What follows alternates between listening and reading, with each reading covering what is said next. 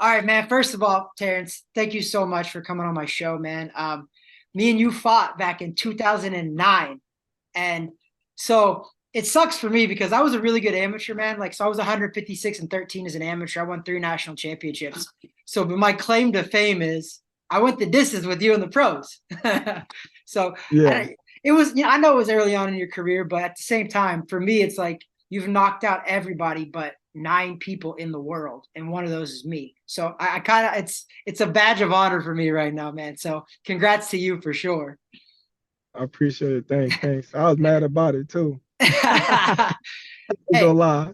you want to know a true story about that and why I fought my butt off so I didn't get knocked out? This is a true story. I talked about it on the radio show. So I signed a contract to fight at the Playboy Mansion 2 weeks later after fighting you. So I was like, I got to fight my butt off. Like, I can't get beat. I can't get knocked out because I get suspended. So I was like, I was just fighting my butt off and I wasn't going to quit for nothing. So that's kind of why I fought my butt off against you because Terrence. So I fought Keith Thurman.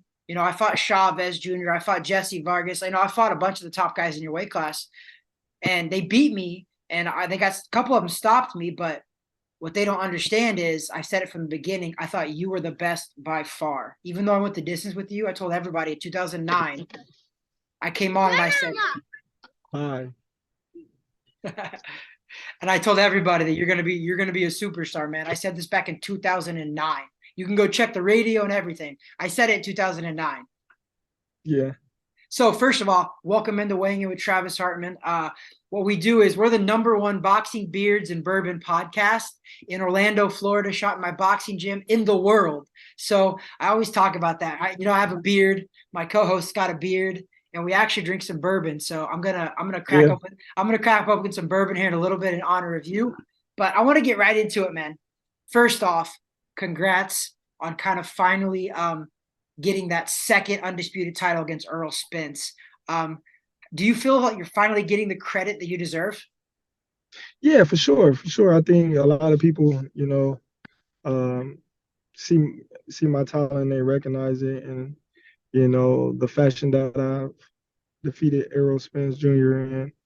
A lot of people give me my credit now, and a lot of people still have doubt because they want to throw shade. They just can't grip their mind over the fact that uh, how I performed in a fight versus him. So they would say, "Oh, well, he wasn't the same fighter, or he was hurt, or this and that and this. He stayed in the weight division too long."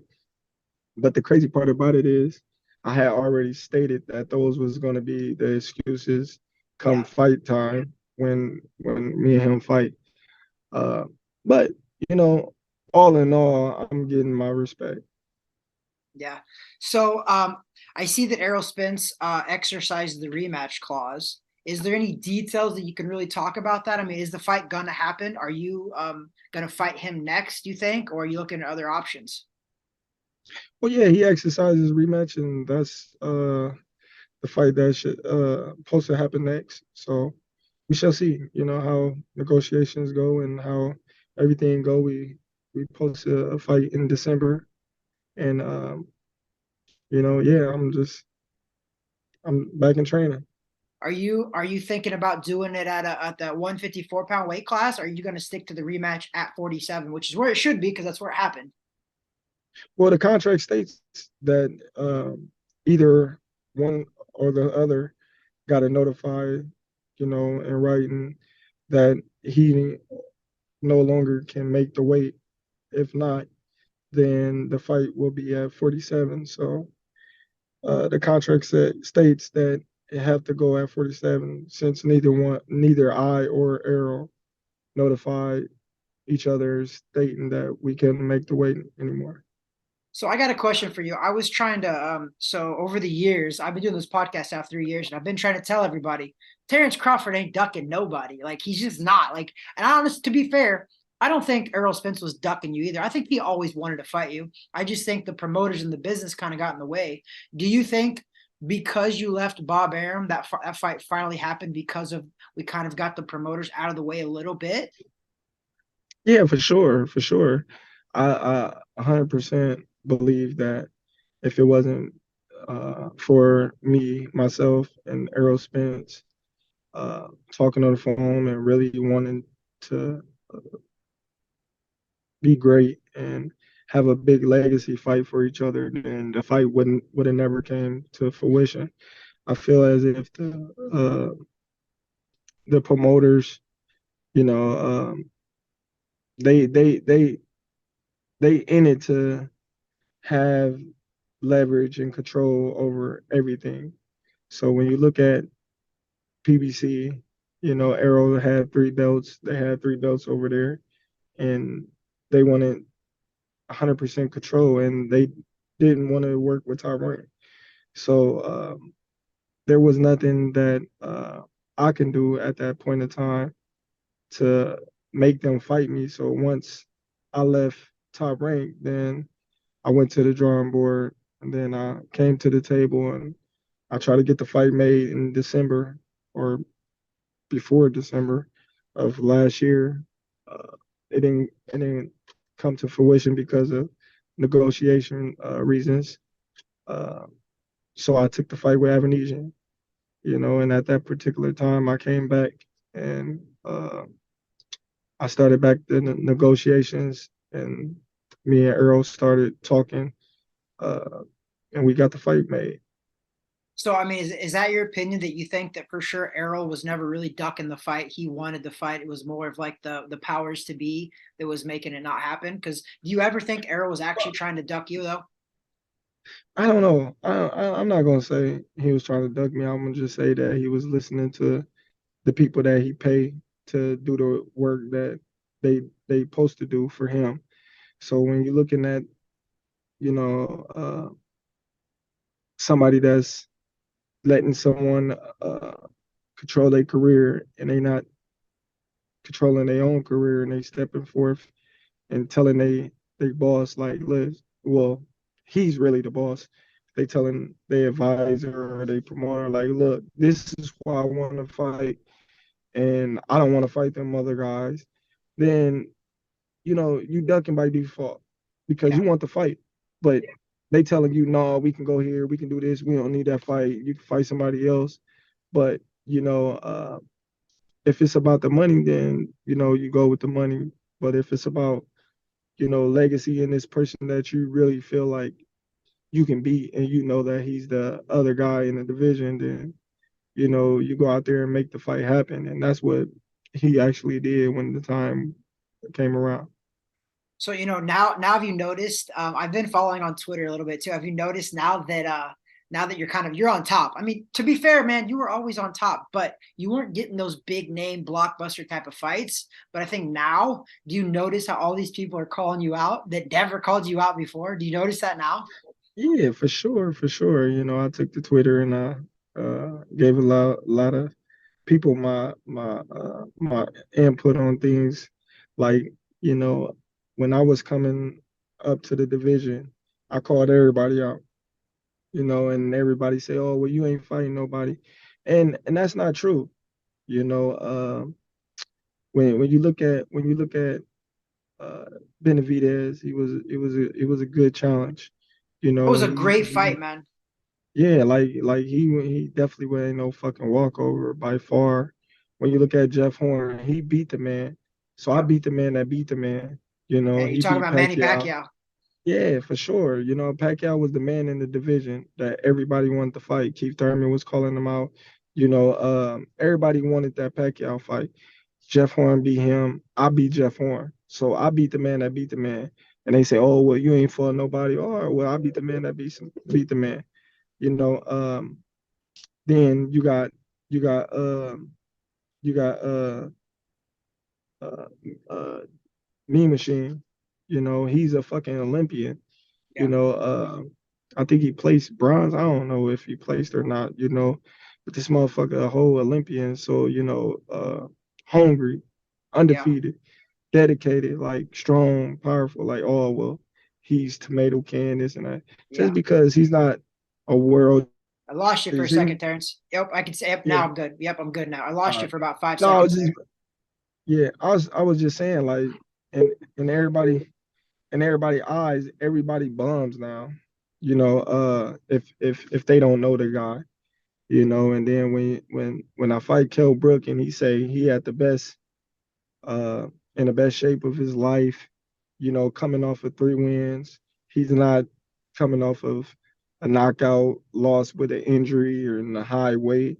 And I knock him out, I stop him, then it's an excuse, and then but before the fight, it was all he's gonna beat me. He was too big, he was this, he was that. Same way with Sean Porter. Yep. Sean Porter, did what he did with Errol, and everybody wanted to gauge how he was gonna do with me. And once I stopped Sean Porter and his dad threw in the towel, everybody, all Sean Porter washed up. He's not the same Yep. fighter no more, this and that and this. And when I fought Avanesian, he was ranked number 6 in the whole division. Yep. So he's a bum. I'm like, come on, man. Like this dude then beat whole Shane Mosley. Like, Yeah. what I mean? Yep. Like this dude then, went tooth and nails with fucking Lamont Peterson. Yep. Come on, man. Like the things that these people say, they have no knowledge of these things. They just, go along with the narrative, what people that's trying to tarnish my reputation is putting out. So Yep. they just go along with it. Like, oh, he not fighting nobody, this and that. And I say, oh, okay, well, I ain't fighting nobody. I'm just making them look like nobody then. Yeah. And I just on tells how good I am. exactly right. And that's honestly, Terrence, when I started this podcast, is kind of why I started it, because I seen the major media and a lot of those guys ain't never even been in a boxing ring in their life. And they're writing about guys in the boxing ring. So like I was just like, you know what? Like I've been in the ring with a lot of these guys. I want to start talking about these guys because just like you said, as soon as you beat somebody, all of a sudden they're trash. And that's not how it is. That's not how it works. Like you beat some high level dudes that weren't just, Yeah. bums. They weren't bums. Like it's crazy how they discredited you for all that. But regardless, I think that helped probably fuel you. That helped fuel you a lot more to prove them wrong. But also, did you actually ever really do you read that stuff before a fight, or do you wait till after a fight to see it? Or I know you're human, like we see some of this stuff, but how much of it do you actually see before a fight? Oh man, like I'll be reading it. Like sometimes, but not all the time. But like I'll see some and I'd be like, I'll just be laughing at it. It really don't get to me because, who cares what they think? Just Yeah. like now, you know, uh, Errol Spence is a fighter that's a great fighter. He's done great things in the welterweight division. But when when comparing, like I said, there's no comparison. Like when you compare Errol Spence to Terence Crawford, there was no comparison. Like my career, I'm already going to the Hall of Fame. Like if we retire right now, he's not going to the Hall of Fame. You know, 100%. uh, but when it's all said and done, when you look at my fight with Errol Spence and how easy I defeated Errol Spence compared to all these guys that they call him bums, that should tell them something right there. This guy, the guys that you was calling all bums and this and that and this put up a better fight than your favorite fighter. Yep, exactly. Not saying that he didn't put up a good fight and it was easy, because by far it's never easy in a ring. But the fight was much easier than I would have thought it would have been. No, you made it look easier for people on TV and people watching. I think I agree with you. You made it look like it was a lot easier than it should have been. And I think that any Yeah, boxing expert was talking about that. Even me. So I made my prediction on your fight. I actually told everybody, I was like, Terrence is going to drop him. I didn't think you're going to knock him out, though. That was impressive. I was like, I think Terrence is going to drop him and he's going to beat him up and he's going to win a unanimous decision. People were like, nah, Trav, you're crazy. He's not dropping Errol Spence. I'm like, watch. And you dropped him early. What was it, first or second? And then you just beat him that's up it. after that. Yeah, Yeah. yeah.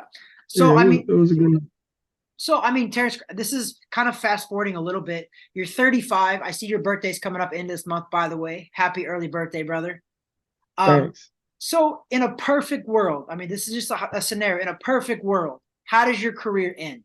In a perfect world, how does and you envision You put it out there, man, and maybe put it out there right now. How does your career and how do you walk off into the sunset? How does that look?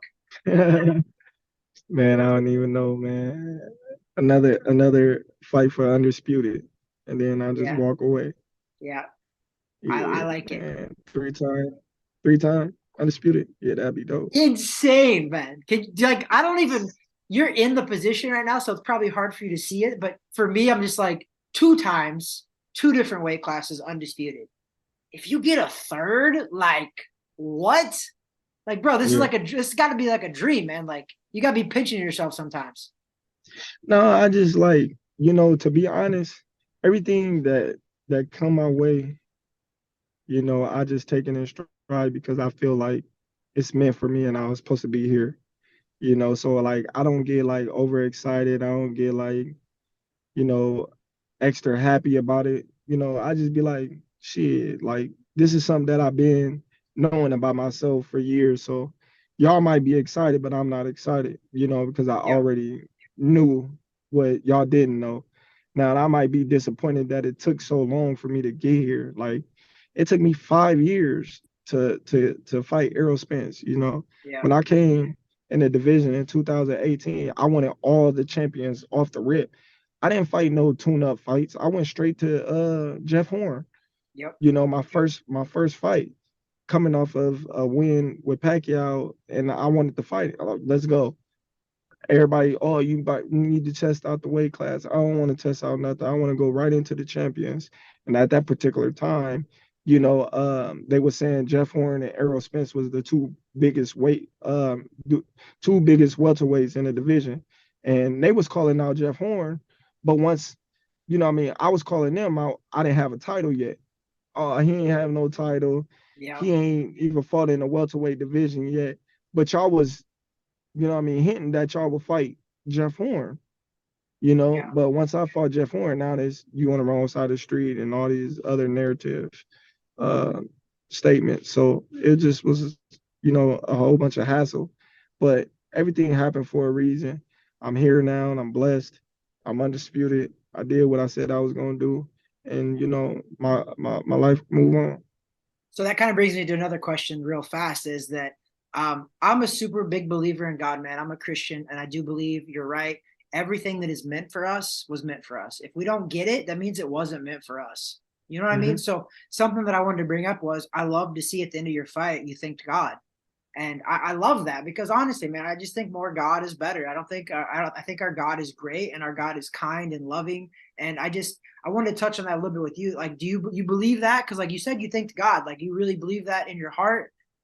Man, come on, man. I got shot in the head. You got Hey, look, listen, man. There's a higher being up there for a reason. Yeah, and I most definitely believe in God, because a lot of things wouldn't be possible without him. So, I gotta give him thanks as much as I can, because without him, none of this would be possible. I love that, brother. I believe that so much. Amen to that for sure. So fast forward a little bit too is so now that you won all this, man, I see that the mayor there, I think it was the mayor, sold you some property for $1 to build your academy. I think you're building a house now as To well. expand, to the expand. Yeah, because you already have B&B Academy, right? Yeah, Yeah. yeah. So like how has your life changed now? Because I know that you've already been undisputed, but I think this fight really put you over the edge. It was your biggest payday to date. It was your biggest legacy fight to date. So how has your life honestly changed in that regard around Omaha?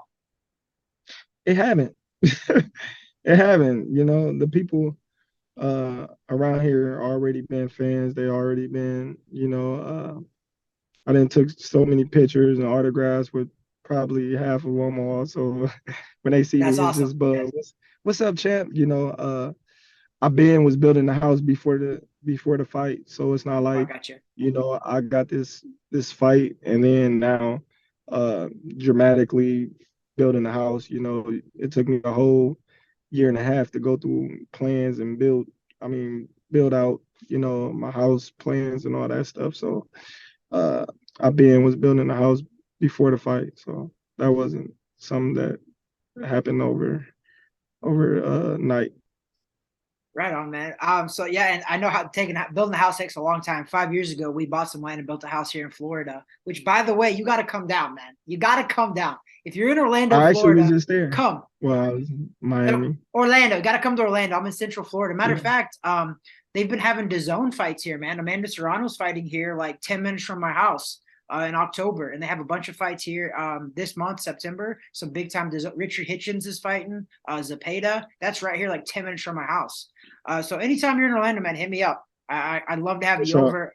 Also, I know you're a super competitive guy, and I love that. So my wife's a professional tennis player, and I've been doing some lessons with her. So like, I want to challenge you to a tennis match.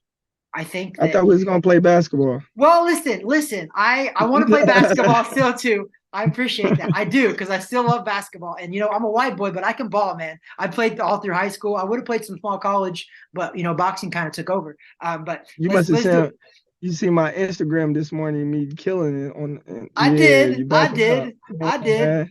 I seen you calling out one of your boys right there too. Like you beat him pretty good, and he was still trying to talk. But you're like, man, yeah. I beat you so bad, you don't even deserve to talk.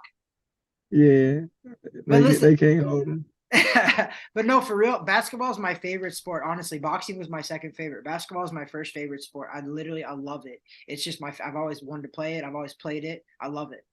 I'll play you in both. Let's do it. I love it. That's the only rematch that I feel like I got left in me for you right now. Because I'm older than you. I just turned 40, man. So, but I know, right? But you know what? It's just a number, man. July I turned 40, but I don't even feel close to it, bro. Yeah, look it. You don't look it. I appreciate that, man. That means a lot for sure. I spar with I train some people now. I spar with some of my fighters, so these like 19, 20-year-olds. Like I can still throw it down a little bit. So yeah. But I take care of my body, and I know you do too. By the way, so that's what I'm mentioning here. I don't know if you drink much at all, but so I'm drinking this. It's called Blanton's Gold. It's super special bourbon, very high price, but also it's very hard to get. So I broke it out just for your interview. So I'm drinking Blanton's Gold in honor of Terence Crawford. So cheers to you, brother. Appreciate it. I don't drink or none of that. So I'm not a big drinker. I'm not a big drinker. I'm not, but I got into the bourbon about 3 years ago. So I'll sip some bourbon. I'm telling you, you got to try this. Blanton's is like, I'm not a big whiskey guy, never has been, but this Blanton's, it hits the spot, man. It's different. All right, listen, I've kept you long enough. I'm going to do this quick thing. It's kind of a little fun thing. I do it for all the fighters I have on my show. It's like I give you 45 seconds and you got to answer 6 questions, like top of your head. They're super quick. It's the same questions I ask everybody. So here we go. Let me start the timer first of all. All right. It's 45 seconds is all it is. All right.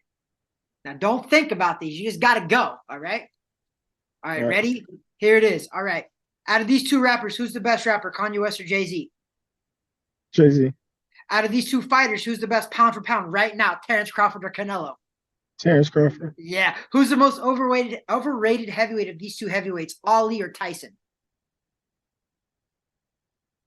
Overrated, Tyson. Oh, got it. What is the best of these 2 foods, pizza or tacos? Pizza. I like it. Jake Paul or Logan Paul? Logan. Got it. Who's your current favorite athlete right now? Don't say yourself. Athlete. LeBron. Any sport. LeBron. I ain't know LeBron. Curry. All right. Thank you. Perfect. The time literally expired exactly when you said. We're going to go with Curry. I like that one better. All right, man. Yeah. Hey, Terence, seriously, man. No, I said Logan Paul is better boxer. What's that? I said Jake's a better boxer. Yeah, I know, but I mean that one wasn't worded very good. So I just said Jake or Logan. So it wasn't necessarily who's the better boxer. So like it's okay if you said Logan. It's it's whatever. It's just a fast thing. But no, Terence, seriously, brother, thank you so much, man. I do appreciate it. We'll edit this and put it out there. But seriously, man, congrats on all the good stuff you got. And I know more good stuff is headed your way. And seriously, I'm so thankful that you thank God for everything you have, man. Your hard work does pay off, but I know a higher being has a plan for you, and I'm glad that he's working through you because you're impacting more people than you know, man. You don't even realize how many kids look up and see what you're doing and try to mimic their lives after that, try to work hard, try to pull themselves out of whatever they're going through. So seriously, thank you for doing that for the world, man. Not just Omaha. We're talking about the world, Crawford. You're at the world now. Appreciate it. Absolutely. Thanks, man.